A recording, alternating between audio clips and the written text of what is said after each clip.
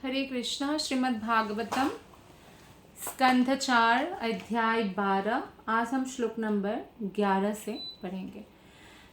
श्लोक नंबर 11। सर्वात्मन्याच्युते सर्वे त्रिब्रोधं भक्तिमुद्वहन् ददर्शात्मानि भूतेषु तमेवावस्थितं विभुम्। अनुवाद और तात्पर्य शिला प्रभुपाद के द्वारा। शिला प्रभुपाद की जय। ध्रुव महाराज निर्बाध बल के साथ हर वस्तु के आगार परमेश्वर की भक्ति करने लगे।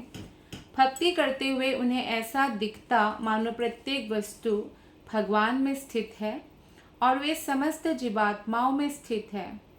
भगवान अच्युत कहलाते हैं क्योंकि वे कभी भी अपने भक्तों को सुरक्षा प्रदान करने के मूल कर्तव्य से चूकते नहीं हैं। भौतिक जगत में हमारा संबंध अनेक प्रकार के होते हैं। माता पिता के साथ होता है, भाई बहन के साथ होता है, पति पत्नी का संबंध होता है, या मित्र का संबंध होता है। मान लीजिए कोई कितने ही अमीर है, कितने ही बलवान है, कुछ भी है, लेकिन हो सकता है कभी वो सुरक्षा देने के लिए चूक जाए क्योंकि वो हर जगह मौजूद नहीं हो सकता है। जैसे फॉर एग्जाम्पल बहुत धनवान व्यक्ति का भी घर के किसी परिवार के साथ अनहोनी हो जाता है। जैसे कि ध्रुव महाराज का जो भाई है, ध्रुव महाराज बहुत बड़े वीर है, लेकिन जब उत्तम जंगल में गया भाई उनका, तो वो यक्ष ने मार डाला। तो इस तरह से हो सकता है बहुत बलवान, बहुत अमीर हो, चाहे कुछ भी हो, पावरफुल हो, राजा को भी मार देते हैं क्योंकि वो हर जगह स्थित नहीं हो सकते। लेकिन भगवान श्री कृष्ण हर जगह स्थित है और इसीलिए उनको अच्युत कहा जाता है क्योंकि वो अपने भक्तों की सुरक्षा देने में कभी भी उस कर्तव्य से चूकते नहीं हैं। और जब यक्षों के साथ युद्ध हुआ था ध्रुव महाराज का, और मनु महाराज ने उनको मना किया और बोला कि युद्ध अभी बंद करो, तो ध्रुव महाराज ने तुरंत बंद किया और फिर वो निर्बाध रूप से भक्ति करने लग गए। भक्त का एक ही काम है, वो हर किसी परिस्थिति में केवल भक्ति करता रहेगा। और ऐसे भक्तों को हर जगह भगवान की उपस्थिति का अनुभव होता है। जैसे प्रहलाद महाराज को था, प्रहलाद महाराज को भी सुरक्षा दिया। ध्रुव महाराज 5 साल का बच्चा ऐसे घने जंगल में चला गया अकेला, उनको भी सुरक्षा दिया। जब श्री रामचंद्र की बात है, तो श्री रामचंद्र जब वनवास के लिए रामचंद्र को बोला गया कैकेयी माता के द्वारा, तब रामचंद्र ने अपने पास जो भी था सब कुछ छोड़ दिया था। सीता मैया को बोला था कि आप मत आइए, आप महल में रहिए, जंगल में इतना कष्ट क्यों पाना। तो सीता मैया ने कहा कि आप मुझे धर्म मत सिखाइए, मैं मेरी माता से सीख के आई हूँ, तो आप अपना धर्म निभाइए, मुझे अपना निभाने दीजिए। क्योंकि पत्नी का धर्म है कि वो पति का साथ दे, सुख में दुख में। तो इस तरह से फिर राम जी चुप हो गए और फिर सीता मैया राम जी के साथ चले गए। तो ऐसे जब हुआ तो जंगल में गए, राम जी ने और सीता मैया ने सब कुछ त्याग दिया। मतलब जितना धन था, ऐसा नहीं है कि हमारे अलमीरा में रहेगा और हम आके 14 साल बाद यूज़ करेंगे, ऐसा नहीं है। उन्होंने सब दान दे दिया। और उसके बाद जब उन्होंने जंगल के लिए गए, लेकिन राम और लक्ष्मण जो है फुली आर्म्ड थे, मतलब धनुष बाण ये सब नहीं छोड़ा उन्होंने। तो इस तरह से वो चले गए। और सीता मैया सोचती थी कि जब तक अयोध्या में थे राम जी, इतना व्यस्त रहते थे राजकाज के काम में कि सीता मैया को उतना समय नहीं दे पाते थे, थोड़ा समय दे पाते थे। तो लेकिन अब सीता मैया सोचती है कि जैसे कोई भी घूमने जाते हैं तो पति पत्नी एक दूसरे को समय निकाल सकते हैं, और अभी तो वन में ही जाना है, और वन तो अत्यंत सुंदर होता है, हालांकि बहुत सारा कठिनाई भी है। तो सीता मैया ने सोचा कि मुझे अब समय मिल जाएगा। लेकिन जब गए तो देखा बहुत सारे ऋषि मुनियों से राम जी मिले, और रोज़ सुबह राम लक्ष्मण जा रहे हैं युद्ध करने। बहुत सारे रावण के ही रिश्तेदार थे, रावण के लोग थे, जो राक्षस लोग, क्योंकि ऋषि मुनियों ने कहा कि यहाँ पे बहुत डेमन्स है, राक्षस है, हमें तंग करते हैं। तो राम जी ने वो किया। तो उसमें एक कथा आती है, जब सीता मैया राम को ये कथा सुनाती है और कहते हैं कि आपने तो जंगल में आए, जंगल में तो साधु की तरह आना चाहिए था और आपने धनुष बाण ले आए। तो एक कथा मैं आपको सुनाती हूँ। एक बार एक तपस्वी जो है, उनकी तपस्या इतना तीव्र तपस्या था कि इंद्र को थोड़ा डर लगा कि मेरा इंद्र का आसन ना ले ले। तो इसीलिए उन्होंने उस तपस्वी के पास जाके एक बहुत दिव्य तलवार दिया और बोला कि आप इस तलवार की रोज पूजा करना, और जो भी इस तलवार को धारण करेगा उसको पूरी दुनिया में कोई नहीं हरा सकता। तब वो साधु उस तलवार की रोज पूजा करते थे। अब उनकी जो तपस्या थी उस थोड़ा थोड़ा हट के तलवार के प्रति आकर्षित हो गई, तलवार की पूजा कर रहे थे। एक दिन उन्होंने तलवार अपने हाथ में उठाकर देखा, और जब हाथ में तलवार उठाया तो उनको बहुत अच्छा फीलिंग हुआ। फिर उन्होंने थोड़ा प्ले अलोंग करके देखा, चला के देखा, तो उनको और अच्छा लगा। इस तरह से फिर एक दिन वो तलवार लेकर जो युद्ध करने निकल गए, और वो देखा कि कोई उनको पराजित ही नहीं कर सकता, तो और अच्छा लगा। तो इस तरह से उनकी तपस्या सब नष्ट हो गई, और वो भी एक प्रकार से जैसे राजा महाराजा होते हैं वैसे ही भोग में लग गए। तो इस तरह से कथा सुनाया सीता मैया ने और कहा कि आप जंगल तो आए हैं साधु की तरह रहने के लिए, लेकिन आपने ये धनुष बाण नहीं छोड़ा, तो निश्चित रूप से आप भी कभी ना कभी ऐसा सोचेंगे कि मैं भी भरत और शत्रुघ्न से भी युद्ध करूं। तो राम जी बहुत मुस्कुराते हैं और कहते हैं, मेरा एक उद्देश्य है यहाँ आने का, मैं उस उद्देश्य को पालन करने ही आया हूँ वन। जितने भी ऋषि मुनि हैं, जितने भी वेदों के अनुसार, शास्त्रों के अनुसार जीवन जी रहे हैं और लोग कल्याण के लिए है, उनको इन असुरों से रक्षा करने के लिए ही मैं आया हूँ। तो कहने का मतलब है भगवान अपने भक्तों को सुरक्षा देने में कभी चूकते नहीं, और अंत में सारे असुरों का राजा रावण को मार दिया। तो इसका मतलब है कि भगवान के शरणागत होना ही सबसे बेस्ट है। मान लीजिए कोई कहीं जा भी रहे हैं, कुछ भी अनहोनी हो सकता है, लेकिन अगर भगवान रक्षा करना चाहे तो कितना ही अनहोनी वाला सिचुएशन भी हो, वो रक्षित हो ही जाएगा। जैसे कि द्रौपदी को रक्षा किया, अम्बरीश महाराज की रक्षा किया, भीम की रक्षा किया जब उनको विष पिलाकर नदी में फेंक दिया गया था।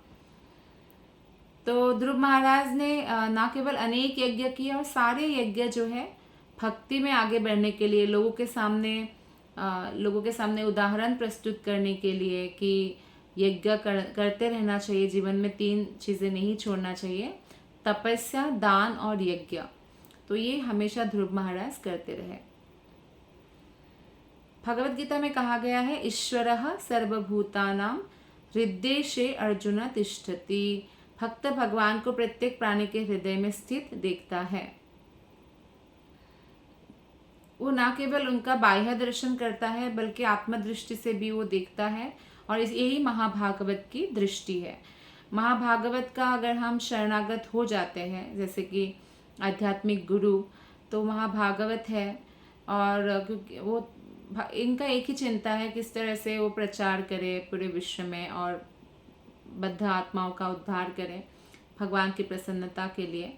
तो ऐसे महाभागवत का दृष्टि होता है, वो हर चीज में भगवान को देखता है। संक्षेप में कह सकते हैं कि महाभागवत अत्यंत महान शुद्ध भक्त है, जो भगवान को सर्वत्र तथा सबों के हृदयों में स्थित देखता है। तो ऐसा उन भक्तों के लिए संभव है जिन्होंने भगवान के प्रति उच्च भक्ति भाव उत्पन्न कर रखा है। जैसे कि ब्रह्म संहिता में ऐसे भक्तों का भी लक्षण बताया गया है कि प्रेमांजन छुड़ित भक्ति विलोचनेन। उनके आँखों में जो अंजन है वो कृष्ण प्रेम का अंजन है, तो उन प्रेम रूपी अंजन उन्होंने लगा रखा है। हालांकि जो है कोई अगर स्त्री काजल लगाती है तो आंखें थोड़ा उज्जवल लगता है, लेकिन जब कोई भक्त ये भगवान के प्रति प्रेम रूपी अंजन लगाते हैं तो भगवान को आकर्षित करते हैं। श्लोक नंबर 12। तमेव शील संपन्नम ब्रह्मण्यं दीनवत्सलं गुप्तारं धर्मसेतूनं मे निरेपितरं प्रजः। ध्रुव महाराज सभी देवी गुणों से संपन्न थे। वे भगवान के भक्तों के प्रति अत्यंत श्रद्धालु, दीनों तथा निर्दोषों के प्रति दयालु एवं धर्म की रक्षा करने वाले थे। इन गुणों के कारण वे समस्त नागरिकों के पिता तुल्य समझे जाते थे। तो ये महान सौभाग्य होता है कोई अगर ऐसे राजा हमें मिले जो समस्त देवी गुणों से संपन्न हो, भगवान के शुद्ध भक्त हो। ध्रुव महाराज तो महाभागवत थे और भगवान के भक्तों के प्रति उनके हृदय में अत्यंत श्रद्धा था। जैसे कि खाटुवांग महाराज की कथा में भी यही आता है कि उनको ब्राह्मणों के प्रति, ब्राह्मण का अर्थ ही होता है ब्रह्म जानाति इति ब्राह्मण, जो भगवान को मानते हैं, जानते हैं, तो उनके प्रति उनके हृदय में बहुत स्थान था कि वो बोलते हैं कि मुझे खुद को या मेरे के रिश्तेदारों का भी क्या वैल्यू है जो भगवान के भक्त का वैल्यू है। मतलब कहने का मतलब है कि भगवान उन व्यक्ति से बहुत प्रसन्न होते हैं जो सबसे अधिक भगवान के भक्तों को वैल्यू देते हैं। तो इसलिए अत्यंत श्रद्धालु थे ध्रुव महाराज भगवान के भक्त के प्रति, और दीनों तथा निर्दोषों के प्रति वो दयालु थे।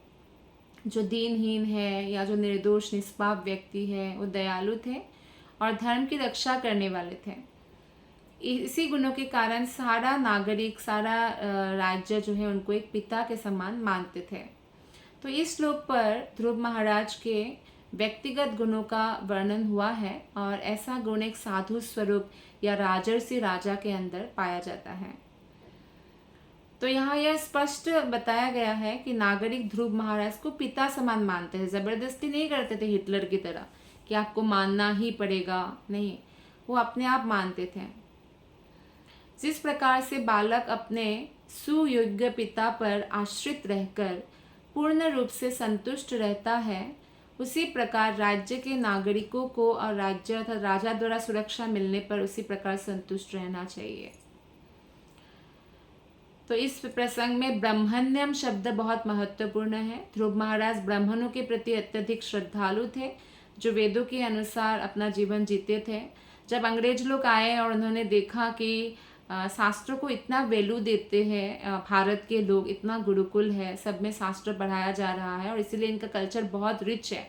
पहले भारत सबसे धनी था तो सब लोग लूटने आते थे भारत को, मुगल हो चाहे अंग्रेज हो, बहुत लूटा। तो उसी समय की बात है कि हमारे जो शास्त्र है उन्होंने सोचा कि शास्त्र को अब कैसे हम लोग वो करें। तो उन्होंने सबसे पहले तो संस्कृत को डेड लैंग्वेज घोषणा कर दिया और बोला कि संस्कृत पढ़ने वाला कोई भी जो है गुरुकुल इसकी डिग्री को नहीं माना जाएगा, और एक नाम दे दिया माइथोलॉजी। मिथ का मतलब होता है मिथ्या। ऐसा तो कोई नहीं बोलता ना कि बाइबल माइथोलॉजी है या कोई और धर्म ग्रंथ माइथोलॉजी है, नहीं बोलते।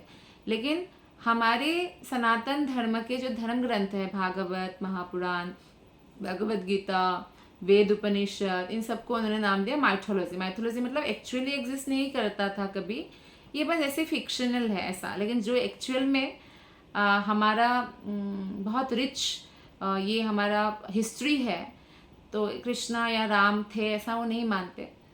वो कई बार ऐसे सोचते हैं, वो लोग बोलते हैं कि माइथोलॉजी में कि ये जो 5 पांडव की कथा, ये 5 इंद्रियां है, और जो 100 कौरव है वो 100 इच्छाएं हैं, और जो ये कृष्ण के बारे में बोला है वो इंटेलिजेंस है। तो अगर इंटेलिजेंस की बात सुनो तो ये 5 ये जो इंद्रियां है ये 100 इच्छाओं को भी दमन कर सकते हैं। तो इस तरह की एक्सप्लेनेशन देते हैं। और जबकि अभी राम सेतु मिला, कृष्ण के द्वारकापुरी का अवशेष मिला, फिर भी नास्तिक लोगों को मनाना बहुत मुश्किल है। तो इसलिए इसके लिए भी एक नरक के बारे में वर्णन है, 5वां स्कंद जब हम पढ़ेंगे तो उसमें लास्ट चैप्टर में, कि जो शास्त्रों को नहीं मानते उनके लिए भी है। क्योंकि ये शास्त्र जो है ये कोई इंसान ने नहीं लिखा। वो लोग सोचते कोई ऋषि मुनि ने लिख दिया, खाली बैठा होगा लिख दिया, ये कोई मानने की चीज़ है, ऐसा नहीं है।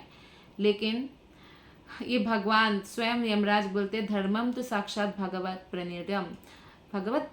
जब ब्रह्मा को ज्ञान दिया तो यही तो वेद उपनिषद का ज्ञान दिया भगवान ने। तो इसलिए ध्रुव महाराज अत्यंत श्रद्धालु थे उन लोगों के लिए जो वेद उपनिषद पुराण को मानते थे, उसका ज्ञान लोगों में वितरित करते थे उसके अनुसार जीवन जीते थे। और कोई भी साधु राजा हमेशा ऋषि मुनि के पास ही जाते थे जब भी उनको कोई नहीं कन्फ्यूजन होता था, शास्त्रों के हिसाब से उनको क्या करना चाहिए, क्या कर्तव्य है, क्या अकर्तव्य है, वो पूछते थे। तो इस तरह से राज्य को चाहिए कि जो भी संस्था है भगवान के बारे में प्रचार प्रसार कर रहे हो उनको सहायता करना चाहिए, क्योंकि इससे नागरिकों में सद्गुणों का विस्तार होता है। और सद्गुण के बिना बहुत, अभी देखिए कैसा कल्चर हो गया। अभी ऐसा ऐसा आप लोगों ने न्यूज़ में सुना होगा कि कोई एक 12th का बच्चा था, उसको एग्ज़ाम नहीं देने दिया गया शॉर्ट अटेंडेंस की वजह से, तो उसने अपने प्रिंसिपल को गोली मार दी। तो ये पहले नहीं होता था क्योंकि गुरु को बहुत बड़ा माना जाता था। तो ये इसलिए हो रहा है क्योंकि सद्गुण का अब वो हो रहा है, मतलब पतन हो रहा है। सद्गुण नहीं किसी के पास सद्गुण अर्जन किया किसी ने, क्योंकि बुरे गुण तो अर्जन नहीं करना पड़ता, अपने आप मिलता है। जैसे आपके घर है, आप उसको कुछ मत करिए, अपने आप गंदा होगा। गंदा करने की ज़रूरत नहीं है, आप घर को लॉक करके भी जाएंगे तो आके देखिए कितना धूल जमा होता है। तो इसी तरह से हमारा मन है, उसको गंदा करने की ज़रूरत नहीं, अपने आप होता रहता है। वो साफ करने की ज़रूरत है, घर को साफ रखने की रोज़ रोज़ हम क्यों लगाते हैं हाउस हेल्प, रोज़ झाड़ू पोछा बर्तन होता रहे, साफ रहे, अन्यथा उस रहने लायक नहीं है। तो इसी प्रकार से मन रहने लायक नहीं रहेगा, मन के उस मन के साथ हम रहने लायक नहीं रहेंगे और ना ही भगवत धाम जाएंगे, बार बार जन्म लेंगे। तो इसको सुधारना, इसको ट्रेनिंग देना, भागवत को श्रवण करना बहुत ज़रूरी है। तो प्रशासकगण कुर्सी पर बैठकर हर प्रार्थना को अस्वीकार करते हैं, मानो इसी के लिए वेतन मिलता है। एक अन्य शब्द है दिनवत्सलम का महत्व। तो प्रभुपाद एक्चुअली कंपैरिजन कर रहे हैं कि पहले कैसा राजा हुआ करते थे साधु, और धीरे धीरे अगर हम लोग साधुओं का जो प्रचार प्रसार में हेल्प नहीं करेंगे तो आगे आने वाले राजा और भी बहुत धुरंधर होंगे। धुरंधर मतलब इन नेगेटिव वे, तो वो प्रजा को शोषण करेंगे। तो ध्रुव महाराज तो सत्ययुग में हुए थे, वे सत्ययुग के आदर्श राजा थे, और सत्ययुग के लोग सौभाग्यशाली भी हुआ करते थे। कलयुग के लोग दुर्भाग्यशाली है। तो टोटली ऑपोजिट है सत्ययुग और कलयुग। श्लोक नंबर 13। शत्रिषद्वर्षसाहस्रम् शशासाक्षीति मण्डलम् भोगै पुण्यक्षयं कुर्वन् ना भोगैरशुभक्षयम्। ध्रुव महाराज ने इस लोक पर 36,000 वर्षों तक राज्य किया। उन्होंने पुण्यों को भोग द्वारा और अशुभ फलों को तपस्या द्वारा क्षीण बनाया। तो देखिए यही वो है, उपाय है। अगर हमारा पुण्य है तो भी हमें रहना पड़ता है इस जगत में पुण्य को भोग करने के लिए, और अगर पाप है तो भी आना पड़ता है। तो पाप को क्षय करने का एक ही तरीका है कि भगवान का शुद्ध भक्ति करे। और इस तरह से ध्रुव महाराज को राजा नहीं बनाना चाहती थी सौतेली माता, क्योंकि सौतेली माता के हाथ की मुट्ठी में राजा थे ध्रुव के पिता। लेकिन जब ध्रुव ने तपस्या किया तो सब कुछ बदल गया। और ध्रुव जब घर छोड़ के गए 5 साल का बच्चा, माँ की, सौतेली माँ की कठोर शब्द से, तो राजा को भी अक्ल आया। तो राजा ने बहुत पश्चाताप किया जब, लेकिन नारद मुनि ने कहा है कि भगवान ने उनको सुरक्षा प्रदान किया है और अभी तपस्या किया है, वो बहुत जल्दी वापस आएंगे और आपका नाम रोशन करेंगे। तभी ध्रुव को भगवान ने बोल दिया था कि 36,000 ईयर्स तक। और देखिए सत्ययुग का जो उम्र होता है ना, आप हमें लग सकता है 36,000, सत्ययुग के समय लोग 1,00,000 वर्ष जीते थे। त्रेतायुग के समय लोग 10,000 वर्ष आयु होता था, द्वापर में 1,000 वर्ष और कलियुग में 100 वर्ष। तो ऐसे ही ध्रुव महाराज अपने 1,00,000 वर्ष में से 36,000 ईयर्स तक राज्य किया। और इस तरह से लेकिन ऐसा नहीं सोचना चाहिए कि ध्रुव महाराज की रुचि भोग में थी, नहीं, उनका जीवन हमेशा कृष्णमय था। और जब मन कृष्ण में होता है तो कभी भी ना सुख को भोग करता है ना दुख को। जब हम अगर पूरी तरह से मन कृष्ण में स्थित कर देंगे ना, हमारे भाग्य में जो सुख और दुख आएगा तो उसका अनुभव हमें मेटेरियलिस्टिक वे से नहीं होगा, भौतिक रूप से नहीं होगा, तो वो कृष्ण की कृपा के रूप से वो देखते हैं। तो भक्त कभी भी भोग में रुचि नहीं लेता, ना दुख से प्रभावित होता है। जब वो श्री संपन्न होता है तो वो जानता है कि मैं अपने पुण्य को क्षीण कर रहा हूँ, क्योंकि पुण्य को भोग कर ही तो, ऐसे आपको बहुत सारा गुड न्यूज़ आता है कि प्रमोशन हो गया, ये पैसा आ गया या कुछ भी, तो वो भोग कर ही ख़त्म करना होता है, तो क्षीण हो जाता है। और जब दुख में होता है तो वो जानता है कि मैं अपने अपवित्र कार्यों के फल को क्षय कर रहा हूँ। लेकिन भक्त के साथ ये होता है कि क्योंकि वो भक्ति करते हैं तो नष्ट भी हो जाता है उनका जो पुण्य कर्म और पाप कर्म। और ध्रुव महाराज इतना वर्ष तक राज्य किया सत्ययुग में, क्योंकि भगवान यही चाहते हैं कि धरातल पर, यानी पृथ्वी माता जो भगवान विष्णु के पत्नी है, यहाँ पर बोझ ना हो कोई भी। और जैसे साधु राजा होते हैं तो पृथ्वी माता को बहुत आनंद रहता है, तो ऐसे राजा को हमेशा भगवान ने स्थापित किया है। जैसे कि दुर्योधन को मारकर युधिष्ठिर को महाराजा बनाया है, तो ऐसे अनेक उदाहरण हैं। द्रावन को मारकर विभीषण को राजा बनाया जो साधु पुरुष थे। इस तरह से श्रीमद् भागवत में कहा गया है कि भक्ति को अप्रतिहता होना चाहिए, अर्थात प्रभावित हमें किसी भी चीज़ से नहीं होना चाहिए। और भक्त लोग तो बहुत तपस्या करते, एकादशी का व्रत रखते हैं, जन्माष्टमी का, राधाष्टमी का। तो इस प्रकार वो काम वासना से हमेशा दूर रहते हैं, अपवित्र जीवन वो नहीं जीते हैं। तो इसलिए उनका जीवन पूर्ण पवित्र होता है और जो भी उनके संगति में आते हैं वो भी पवित्र होने लगते हैं। श्लोक नंबर 14। एवं बहुसवं कालम महात्मा विचलेन्द्रियः त्रिवर्गोपायिकं नीत्वा पुत्रायादान् नृपासनम्।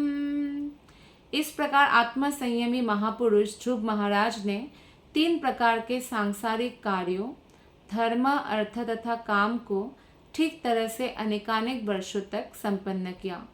तत्पश्चात उन्होंने अपने पुत्र को राज सिंहासन सौंप दिया। तो बहुत आत्मसंयमी होते हैं महापुरुष लोग जो भगवान के शुद्ध भक्त हैं।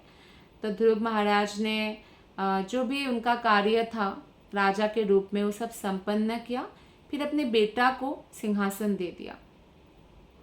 तो धर्म का पालन करने से भौतिक जीवन की पूर्णता प्राप्त होती है, और जब हम धर्म का पालन करते हैं तो अपने आप ही हमारा विकास होता है, आर्थिक उन्नति होती है। चूँकि राजा के रूप में ध्रुव महाराज को अपनी स्थिति बनाए रखना था, नहीं तो कैसे वो शासन करते। जब उन्होंने देखा कि अब तो उनका पुत्र बड़ा हो गया है तो विरक्त हो गए। पहले राजा ऐसे ही करते थे। ये विरक्ति ही जीवन है। जैसे ही बहू घर आ जाती है तो सास और ससुर को भी विरक्त हो जाना चाहिए, क्योंकि अब घर संभालने के लिए वो लोग हैं, उनका बेटा है, बहू है। तो यहाँ पर प्रयुक्त एक शब्द है अविचलेन्द्रिय। ये बहुत महत्वपूर्ण है। इसका अर्थ है कि इनकी इंद्रियां विचलित नहीं हुई और ना ही उनकी इंद्रिय शक्ति घटी, क्योंकि भगवान ने स्वयं बोला था ध्रुव महाराज कभी बूढ़े नहीं होंगे। तो उनके कोई भी इंद्रिय, बूढ़े होने से हमारा आंखों से कम देखना, जैसे कान से कम सुनना, ये सब होता है ना, ऐसा ध्रुव महाराज के साथ नहीं हुआ।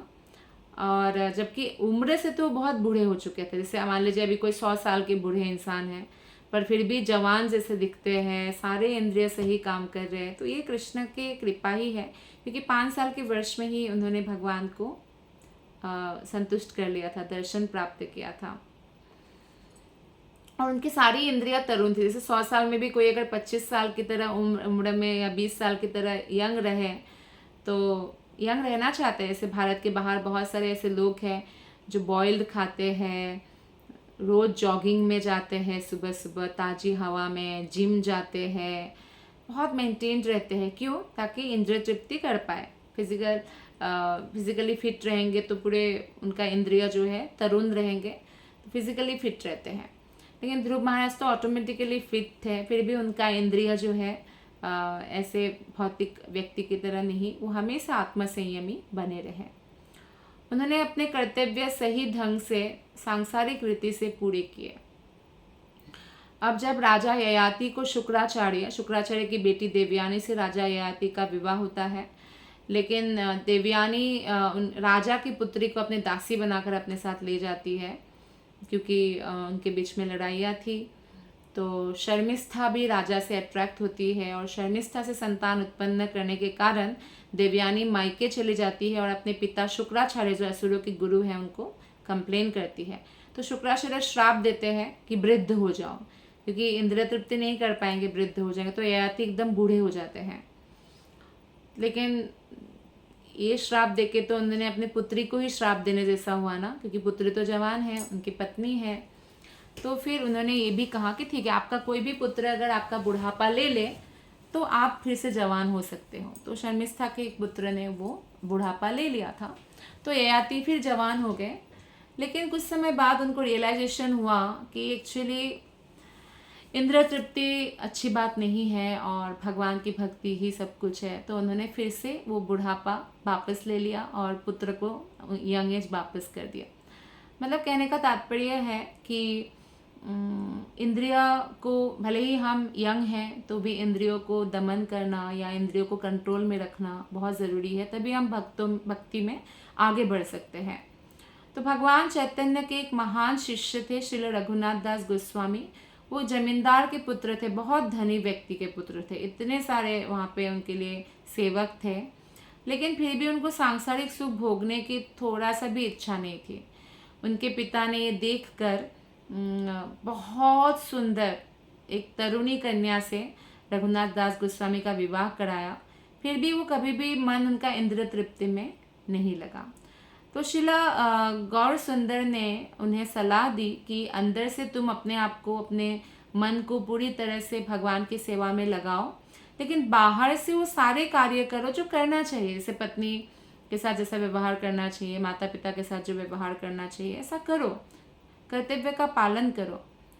तो ऐसी दिव्य स्थिति केवल बहुत बड़े महाभागवत गण जो है उनके जीवन में हमें उदाहरण रूप से मिलता है। श्लोक नंबर 15। मन्यमाना इदं विश्वं माया रचितमात्मनि अविद्या रचितस्वप्ना गंधर्वनागरोपमम्। श्रील ध्रुव महाराज को अनुभव हो गया कि यह दृश्य जगत जीवात्माओं को स्वप्न अथवा मायाजाल के समान मोहग्रस्त करता रहता है, क्योंकि यह परमेश्वर की बहिरंगा शक्ति माया की सृष्टि है। तो ये जो हम देखते हैं ये स्वप्न जैसा है। मृत्यु आते ही हर व्यक्ति को, जो भगवान को मानते हैं वो भगवत धाम जाएंगे, अपना जितना भी उन्होंने भक्ति किया उस हिसाब से, नहीं तो एक और जन्म लेंगे। और जो नहीं मानते हैं वो काल रूप में भगवान को देखेंगे, मतलब मृत्यु के रूप में। तो कभी कभी घने जंगल में ऐसा लगता है कि वहाँ बड़े बड़े प्रासाद और सुंदर नगर है, तो इन्हें पारिभाषिक शब्दों में गंधर्व नगर कहते हैं। इसी प्रकार स्वप्न में हमें कल्पना, मिथ्या वस्तुओं को हम जैसे देखते हैं और स्वप्न खुलती भले ही हम राजा बन गए स्वप्न में, असलियत में नहीं है, तो इसी तरह से है। स्वरूप सिद्ध व्यक्ति भक्त भली भांति जानता है कि जो दृश्य जगत है ये क्षणिक है, हम जो साथ में ले जाएंगे वो हमारा भक्ति है, भजन है, ये सब मायाजाल के सदृश है। भक्त केवल इसलिए आध्यात्मिक जगत में रुचि रखता है, आध्यात्मिक जगत के ये जो हम खबर पढ़ रहे आध्यात्मिक जगत के हैं, तो उसी में रुचि रखते हैं, उसी का ही कथा श्रवण करते हैं और किसी और चीज़ में बिल्कुल रुचि नहीं रखते हैं। इसकी पुष्टि भगवत गीता में हुई है, परम दृष्ट्वा निवर्तते। Thank you very much. आज की क्लास को हम यही समापन करते हैं। हरे कृष्ण। ग्रंथराज श्रीमद् भागवतम की जय।